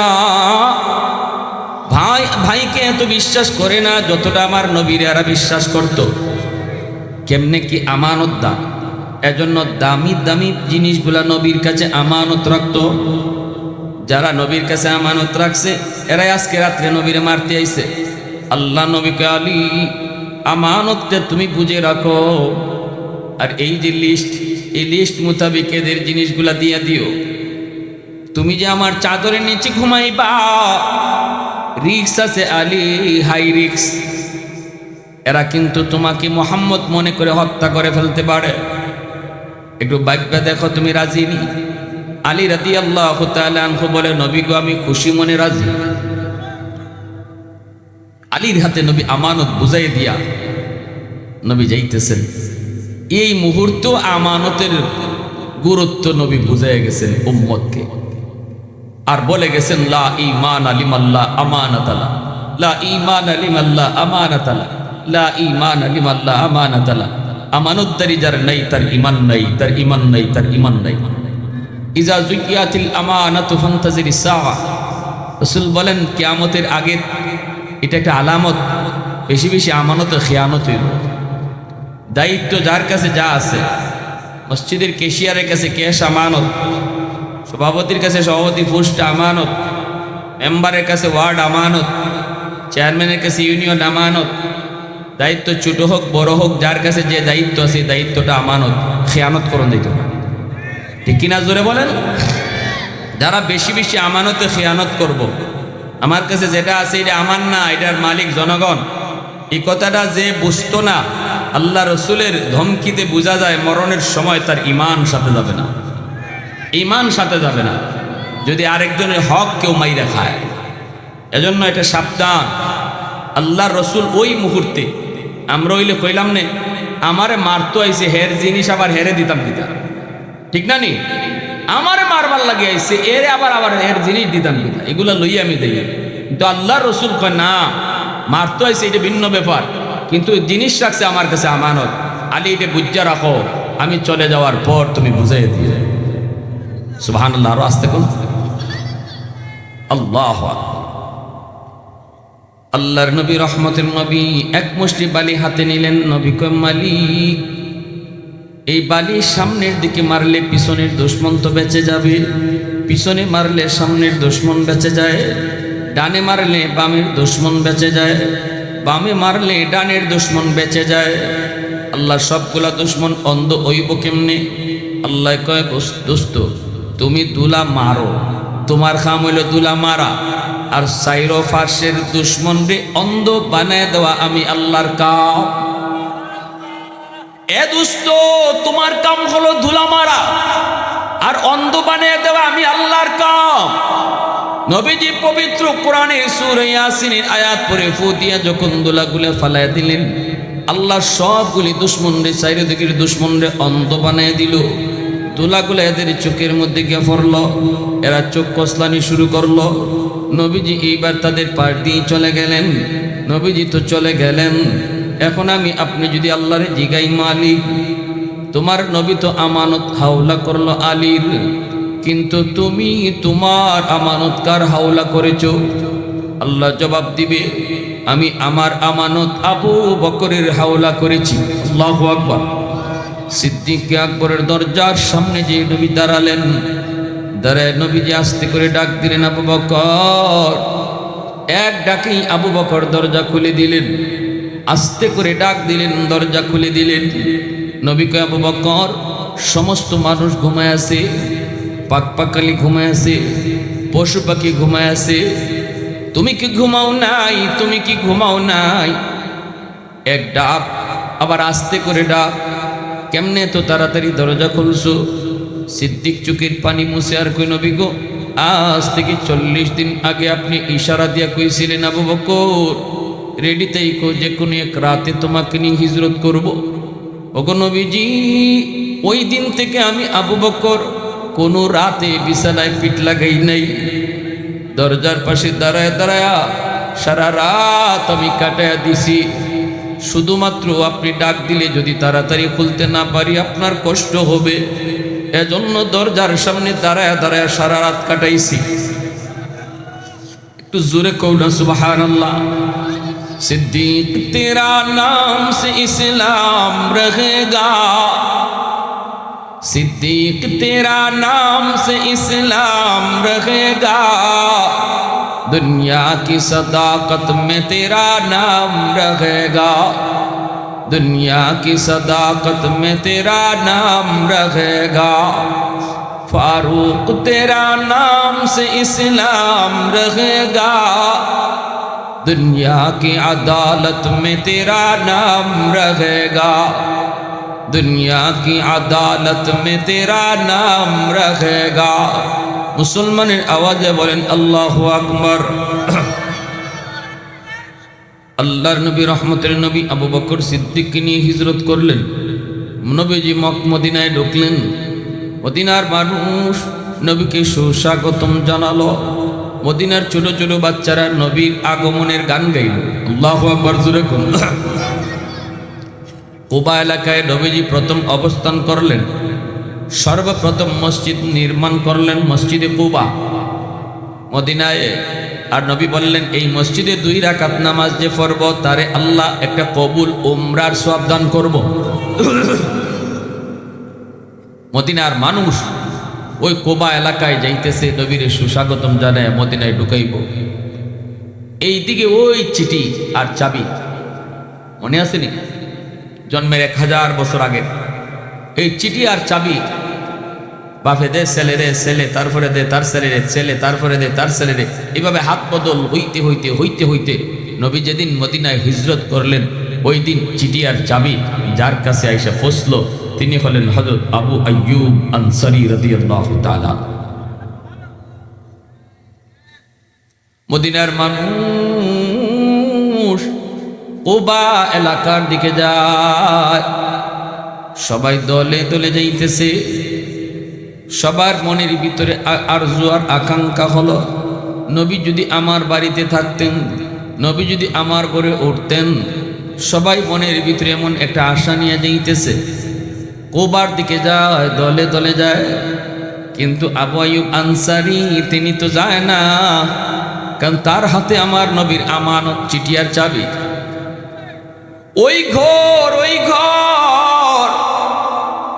যেই ঘরের চাবি তার হাতে, এই ঘরটা আবু আইয়ুব আনসারী রাদিয়াল্লাহু তাআলা আনহু তিনি শুধু মুছে আর চোখের পানি ফেলায়, কান্দে আর শুধু কয় আজকে তোমার মালিক তোমার কাছে আইতেছে। আল্লাহু আকবার, জোরে কও। শুধু মুছে আর মুছে আদর করে। এই অবস্থা আমার ভাইরা মানুষেরা জিজ্ঞেস করে, আবু আইয়ুব তুমি কি যাবা না নবীকে সুস্বাগতম জানাইতে, তুমি কি যাবা না কোবায়? আবু আইয়ুব আনসারী কয়, না গো আমি যাব না, আমার কাছে আমার নবীর কিছু আমানত আছে। আমার মন বলে এই আমানতের জিনিসগুলি নেওয়ার জন্য নবী আমার খোঁজে এখানে আসবে। সুবহানাল্লাহ। কেউ বুঝে না, কেউ বুঝে না, বুঝার কথাও না। মানুষগুলি কুবায় যায়, যে এই প্রস্তাব দেয় নবী গো আমার 2টা বাড়ি, একটা বাড়ি আপনারে দিয়া দিমু। আর একজনে কেউ হুজুর আমার 5টা ঘর, 3টে আপনারে দিয়া দিমু। আমার বাড়িতে আসেন, আমার বাড়িতে আসেন, আমার ঘরে আসেন। আল্লাহ নবী কয় আমি কই যাইমু আমি নিজেও জানি না, কই গিয়ে আমি বইমু তাও জানি না, জানে আমার আল্লাহ আর জানে আমার উটনি। আল্লাহু আকবার, জোরে কও। নবী কয় আমি উটনির পিঠে বসে থাকবো আর আল্লাহর ইশারায় উটনিটা চলবো। উটনি যেখানে গিয়ে বইব এখানে আমার থাকার জায়গা। মদিনার মানুষ উটনির পিছনে পিছনে যায়। আমার নবী রহমতের নবী উটনির পিঠে বসা। সবার মনের ভিতরে সামনের বাড়িটাই তো আমার। আল্লাহ উটনিটা যদি আমার বাড়ি থেকে বইতো। কেউ লাগাম টানে না, কেউ কিছু কয় না, উটনিরে কেউ রাস্তাও দেখায় না। আল্লাহর ইশারায় উটনি চলতেছে, যেন মদিনার অলিগলি সব যেন উটনিটা চিনে। আমার নবীকে নিয়ে মদিনার ভিতরে উটনি ঘুরতেছে, যাইতেছে। যার বাড়িতেই ফেলায় যায় সেই মনে কষ্ট পায়, হায় রে আমার বাড়িতে উটনিটা বইল না। সামনের বাড়িওয়ালা আশা করে বয়া থাকে, মনে হয় আমার বাড়িতে যায় উটনিটা বইব। এইভাবে কারো বাড়িতে বয় না, কারো বাড়িতে ঢুকে না। যাইতে যাইতে উটনি সেই আবু আইয়ুব আনসারীর বাড়ির সামনে দেয়া নবীকে নিয়ে বসে পড়ল। আওয়াজ দেয়া কও সুবহানাল্লাহ, আরো জোরে সুবহানাল্লাহ।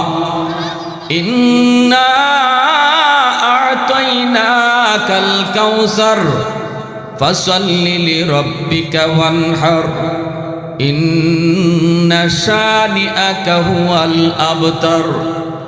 আল্লাহ পাক রব্বুল আলামিন কয়, বন্ধু তোমার সম্মান মর্যাদা আমি আল্লাহ তোমারে কাউসার নামক নিয়ামত দিয়েছি। নিয়ামত বন্ধু তুমি কষ্ট নিও না। নির্বংশ ওরা, তুমি না। সন্তান নিয়ে গেছি, কাউসার দিছি। শান মানের মর্যাদা আল্লাহ নিজে গাওয়া শুরু করছে। আল্লাহু আকবার, জোরে কও। খালি জন্মের পরে না, জন্মের আগে থেকে। জন্মের আগে থেকে নবীজি উটনির পিঠ থেকে নামলেন। এই নবী আবু আইয়ুব আনসারী রাদিয়াল্লাহু তাআলা আনহুকে ডাক দিয়ে কয়, আবু আইয়ুব কোথায় আমার চিঠি আর চাবি, আমার হাতে দাও। সাহাবায়ে কেরাম নবীজির কাছেই দাঁড়ানো, কেউ কিছু বুঝে না, বুঝার কথাও না। এই চিঠি আর চাবির খবর নবীর জানাইছেন কে? একটু জোরে বলেন কে? আমার নবী, দয়ার নবী, মায়ের নবী, দু জাহানের বাদশাহ নবীকে জানাইছেন আমার আল্লাহ। এইবার নবীজি চিঠি আর চাবি হাতে নিলেন, চিঠিটা খুলছেন, খুইলে নবী দেখেন ইয়ামেনের বাদশাহ। ইয়ামেনের বাদশাহ লিখছে, এই চিঠিটা আমার নবীর জন্মের 1000 বছর আগের লেখা চিঠি। এই চিঠিটা নবী হাতে নিছেন। ইয়ামেনের বাদশাহ লিখছে, নবী গো, আমার সাথে 400 জন আলেম মদিনায় তাদের কবর হইছে, আপনার পাশে ওরা শুইতে চায়। আমারও মন চাইছিল মদিনায় শুয়ে থাকবো, কিন্তু নাগো নবী, দায়িত্ব থাকার কারণে পারি নাই, দায়িত্ব থাকার কারণে পারি নাই। কিন্তু ছোট্ট একটা হাদিয়া আমি আপনাকে উপহার দিলাম, আপনি আমার হাদিয়াটা গ্রহণ কইরেন, কবুল কইরেন। এই ঘরটা আমি আপনার জন্য বানাইছি, মনের মাধুরী দিয়া বানাইছি। মদিনায় যেদিন আপনি আসবেন, ওই দিন মদিনায় আপনার নিজস্ব কোনো ঘর বাড়ি থাকবে না, আপনার ঘরেই যেন আপনি উঠতে পারেন। আল্লাহু আকবার, জোরে কর। ইয়া রাসূলুল্লাহ,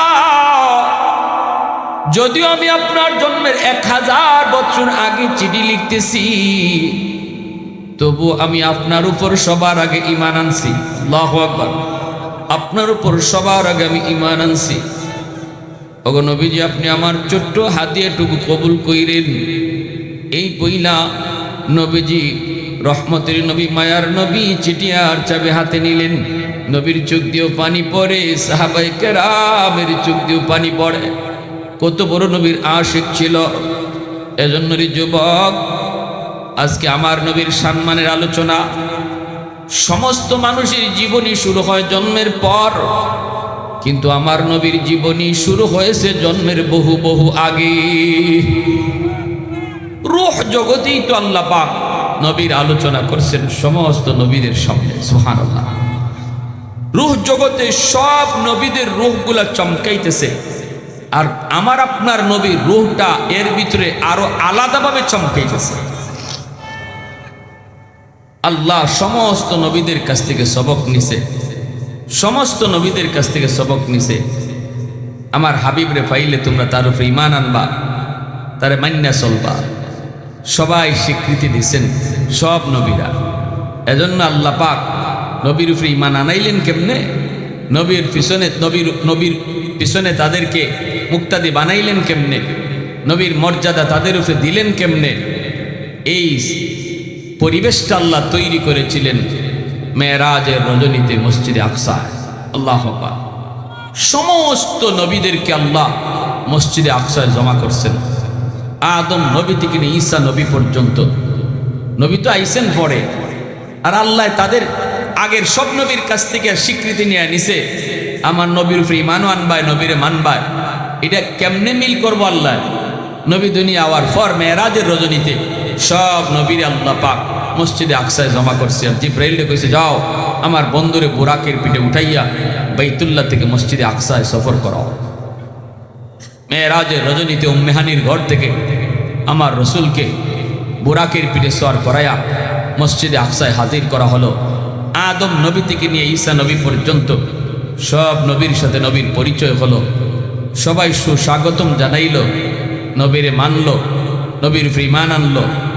এর পরে আল্লাহ কইতেছে, জিব্রাইল তুমি আজান দাও, এখন আমার দোস্ত ইমাম হইব, আর আদম নবীও তার পিছে মুক্তাদি হইব।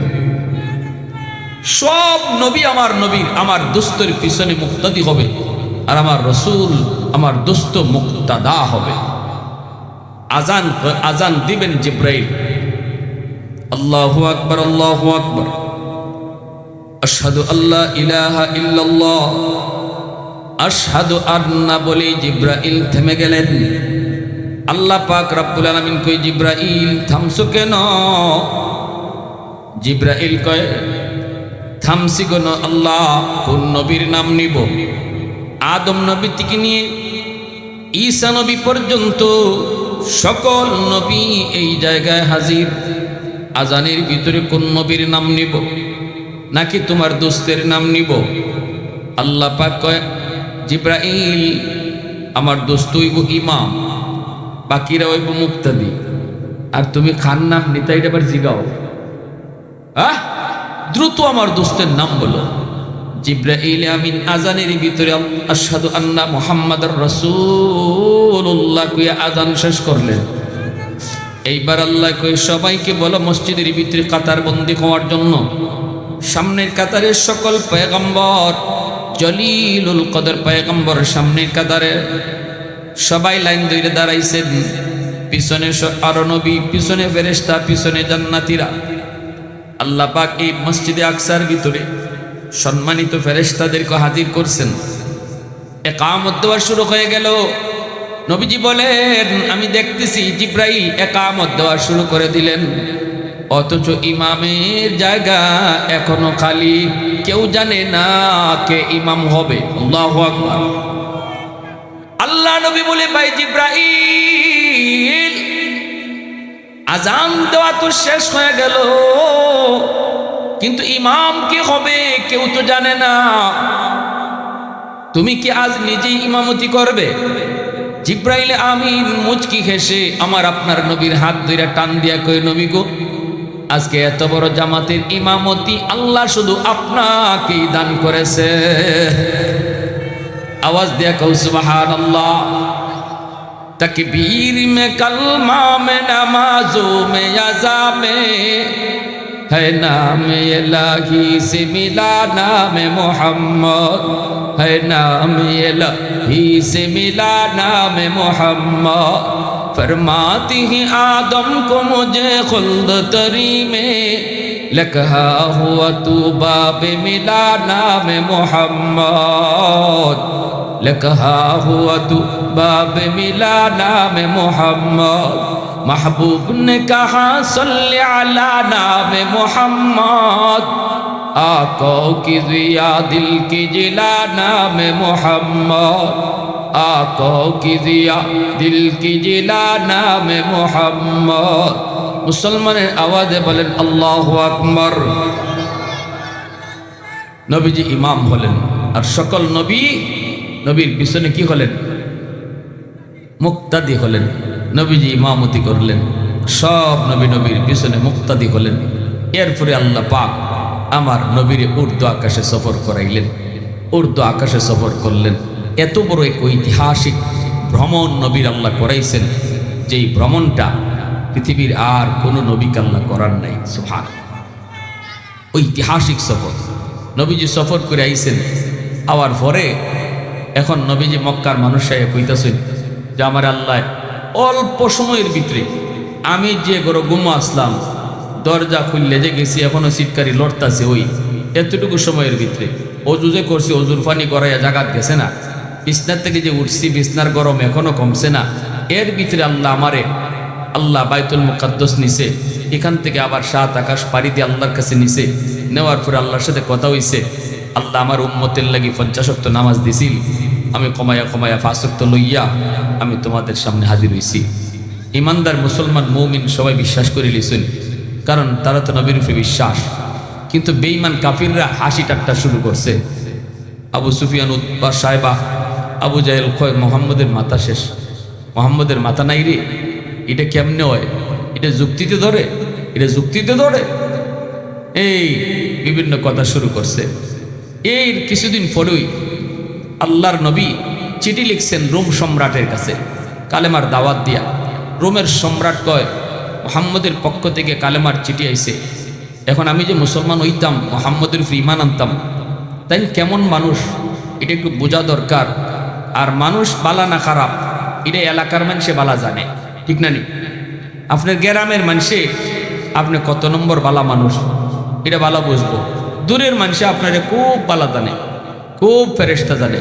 কিন্তু আপনার বাল্যকাল, আপনার যৌবনকাল যে জায়গাত কাটছে, এই জায়গার মানুষে আপনার বালা কইরা জোরে মতো বালা কইরা চিনে। এখন দেখা যায় কয় দেখো তো মক্কার কোনো মানুষ নি পাও, পাইলে তারে আনো। রোম সম্রাটের নির্দেশে রোমে পাওয়া গেল একজন মানুষ, মক্কার, সে কে? আবু সুফিয়ান, নবীজির দুশ্মন, আল্লাহ নবীর সাথে কঠিন দুশ্মনী তখন। ইনি পরে কালেমা পরে মুসলমান হয়েছেন, এজন্য বেশি কিছু বলা যাবে না। নবীর সাহাবী হয়েছেন ফতে মক্কার পর। নবীর সাথে একটা আত্মীয়তার সম্পর্কও তার আছে। আবু সুফিয়ানের মেয়ে হযরত উম্মে হাবিবা রাদিয়াল্লাহু তাআলা আনহা, নবীজির পবিত্র বিবি, আল্লাহ নবীর একজন পবিত্র বিবি।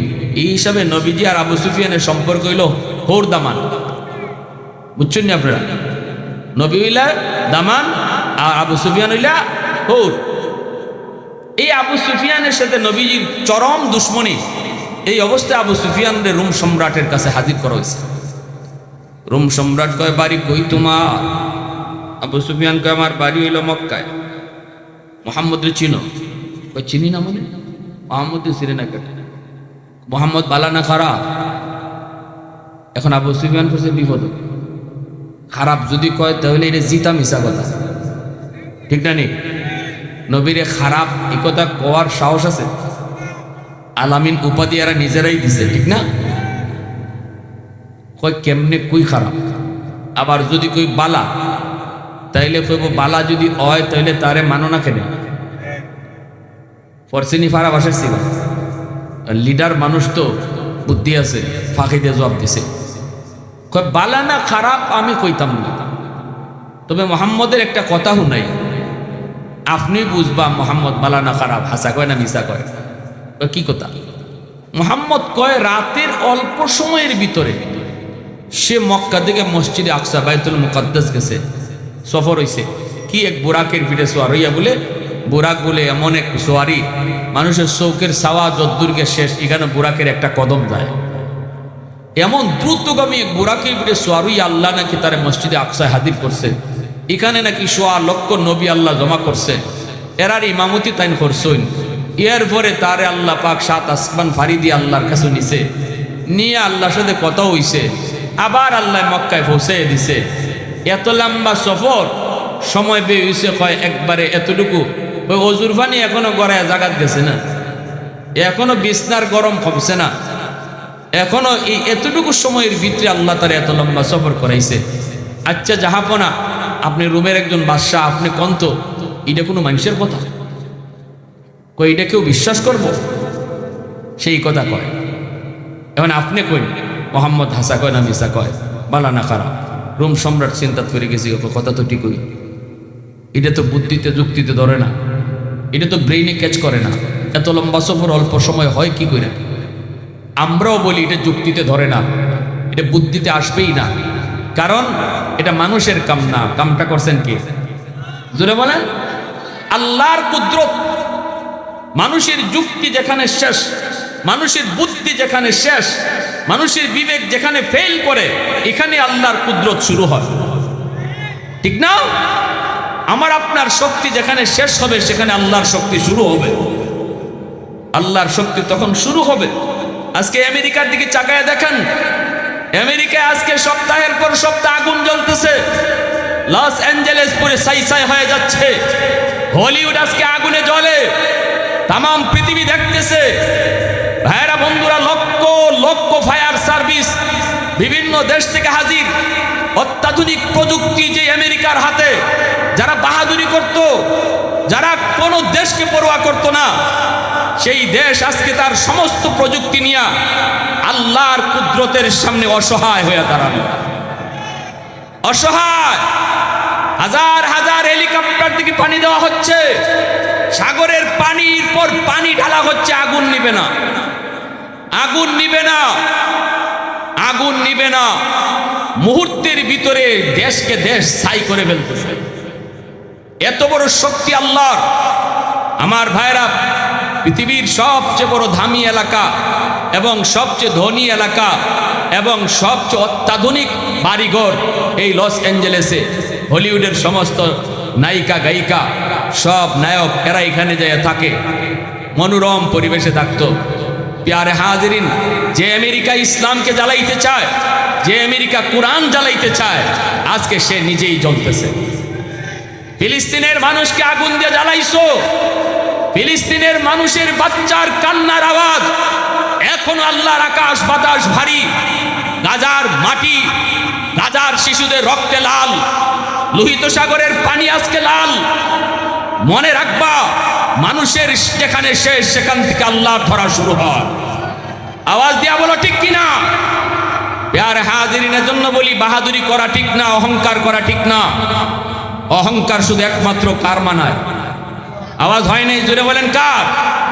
অহংকার করা শুধুমাত্র কার মানায়? আমি যত বড় শক্তিশালী হই না কেন, আমার উপরে কে আছেন? আল্লাহ আছেন। প্যারে হাজিরিন, এমনি এই কথা বলতেই তখন এই রাজ্যের ভিতরে, এই রাজদরবারের ভিতরে একজন খ্রিস্টান পাদ্রী ছিল। পাদ্রী কইতেছে, জাহাপনা আমার একটু সুযোগ দিবেন, আমি আমার আরবি ভাইয়ের সাথে একটু কথা বলবো। কয় কি কথা? কয় কথাটা হলো, আমার আরবি ভাই তোমার আমি জিজ্ঞেস করতে চাই, বলো তো মুহাম্মদুর রাসূলুল্লাহ যেই রাত্রের কথা এটা বলছেন, এটা কোন রাত মনে আছে? আবু সুফিয়ান কে হ্যাঁ মনে আছে, এটা গেল রজব মাসের 26 তারিখ দিবাগত রাত, যেটাকে আমরা সবে মেরাজ বলি। সাথে সাথে ওই খ্রিস্টান পাদ্রী কই, জাহাপনা যদি এটা রজব মাসের 26 তারিখ দিবাগত রাতের ঘটনা হয়, আমি এই ঘটনার জন্য জ্বলন্ত সাক্ষী। আমি তখন বাইতুল মুকাদ্দাসের খাদেম, এশার নামাজের পর মসজিদের সব দরজা জানালা বন্ধ করেছি, কিন্তু মেইন দরজাটা বন্ধ করা সম্ভব হয় নাই, পারি নাই। মনে হয় দরজাটা পাহাড় চাপা দিয়ে কেউ রাখছে, চেষ্টা করো পারি নাই। মানুষজন আনলাম, তাও দরজা বন্ধ করতে পারি না। দরজা খোলা রেখেই আমাকে বাধ্য হয়ে যেতে হলো। ফজরে আগে আগে দৌড়ে আসলাম, মসজিদে আকসার মেইন দরজা খোলা। আইসা দেখি দরজার সামনে বালুর উপরে হাজার হাজার নয়, লক্ষ লক্ষ মানুষের পায়ের দাগ দেখা যায়। এবং আমি দেখলাম একটা পাথর, ওই পাথরের মধ্যে একটা রশি লাগানো, যে রশির মাথায় একটা চতুষ্পদ জানোয়ারের পায়ের দাগও দেখা যায়। আমি এরপরে মসজিদের দরজার পাশে গেলাম, যেই দরজা আসার পরে লাগাইতে পারি না, ওই দরজা যাই আমি আস্তে করে ধরলাম, ধরতেই দেখি দরজা লাগে। এখন আর সমস্যা হয় না। কেন আমি আসার পরে পারলাম না? এত মানুষের পায়ের দাগ কেন? ওই যে একটা চতুষ্পদ জন্তু, জন্তুটাই বা কি ছিল? এতগুলি প্রশ্ন আমার মনের ভিতরে অনেক দিন যাবৎ ছিল, সমাধান খুঁজে পাই নাই। আজ আমি জবাব পাইয়া গেছি। এখন আমার বুঝ হয়ে গেছে, এই রাতে নবী আসবেন, 100 লক্ষ নবীকে আল্লাহ জমা কইরা নবীর ইমামতি করবেন, নবীর পিছনে তারা মুক্তাদি হবে। এজন্য দরজা বন্ধ করতে পারি নাই, আল্লাহর পক্ষ থেকে দরজা খোলা ছিল। আল্লাহু আকবার। পায়ের দাগগুলি যা দেখলাম, এটাই ছিল নবীদের পায়ের দাগ। আর ওই যে চতুষ্পদ জন্তুর দাগ, এটাই ছিল বোরাকের দাগ। অতএব জাহাপনা আমি আর দেরি করতে চাই না, এই মুহূর্তে আমি কালেমা পড়ে মুসলমান হয়ে গেলাম।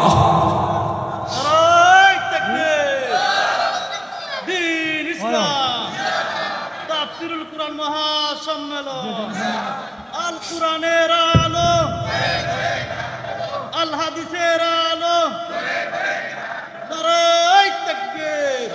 ऐ हबीबे किबरिया तुम पर सलाम, ऐ हमारे दिल रुबा तुम पर सलाम, दिल सदा कहता रहा तुम पर सलाम, ऐ हबीबे किबरिया तुम पर सलाम। मस्जिदे अक़सा में जुमला अंबिया, मस्जिदे अक़सा में जुमला अंबिया, मुक़्तदी थे और विहा तुम मुक़्तदा, मुक़्तदी थे और विहा तुम मुक़्तदा, ऐ हबीबे किबरिया तुम पर सलाम, दिल सदा कहता रहा तुम पर सलाम। मुसलमाনের আওয়াজে বলি আল্লাহু আকবার। এজন্য আল্লাহ বলছে, বন্ধু না বন্ধু, তুমি মনে কষ্ট নিও না, সন্তান তোমার নিয়ে গেছি, এরা তোমার নির্বংশ কয় না, না তুমি নির্বংশ নও, তোমার নাম নেওয়ার মতো লোক কিয়ামত পর্যন্ত দুনিয়ায় থাকবে। পৃথিবীতে এমন কোনো একটা টাইম বাদ যাবে না যেই টাইমে আমি আল্লাহর নামের সাথে তোমার নাম উচ্চারণ হবে না। আজানের মধ্যে আল্লাহর নামের সাথে নবীর নাম আসেনি না নাই? নামাজের মধ্যেও নবীর উপরে দরুদ আসেনি না নাই? সর্ব জায়গায় আল্লাহ পাক আল্লাহ নামের সাথে আমার নবীর নাম যুক্ত রাখছে। কালেমা পড়ি আমরা, কালেমার মধ্যে লা ইলাহা ইল্লাল্লাহ, পরের অংশই মুহাম্মাদুর রাসূলুল্লাহ। কালেমার মধ্যে আল্লাহর নামের সাথে নবীর নাম আসেনি না নাই? এজন্য আল্লাহকে বন্ধু, কিয়ামতের আগ মুহূর্ত পর্যন্ত তোমার নাম জমিনে বন্ধ হবে না, কিন্তু যারা তোমার নির্বংশ কইছে এদের নাম লওয়ার লোক থাকবে না। আর কথা লম্বা না, এজন্য আমার ভাইয়েরা, নবীর সম্মানের মর্যাদার কথা আল্লাহ পবিত্র কোরআনে সূরাতুল কাউসারের মধ্যে বলছেন। আর এই কথাটাই বুঝাইছেন, বন্ধু তোমার একদল আশিক কিয়ামত পর্যন্ত আমি আল্লাহ রাখবো, যারা তোমার রুহানি আওলাদ, এই উম্মত যারা তোমার জন্য জান দিবে, জীবন দিবে। আমরা নবীরে এখন পাই না, কিন্তু নবীর শান মান মর্যাদা রক্ষার জন্য আমরা জান দিতে প্রস্তুত আছি কিনা? জোরে বলেন আছি কিনা? তাহলে আমি যদি প্রস্তুত থাকি, আল্লাহ আমার কথাই কাউসার কইয়া উল্লেখ করছে। সুবহানাল্লাহ, আল্লাহ আমার কথাই কইছে।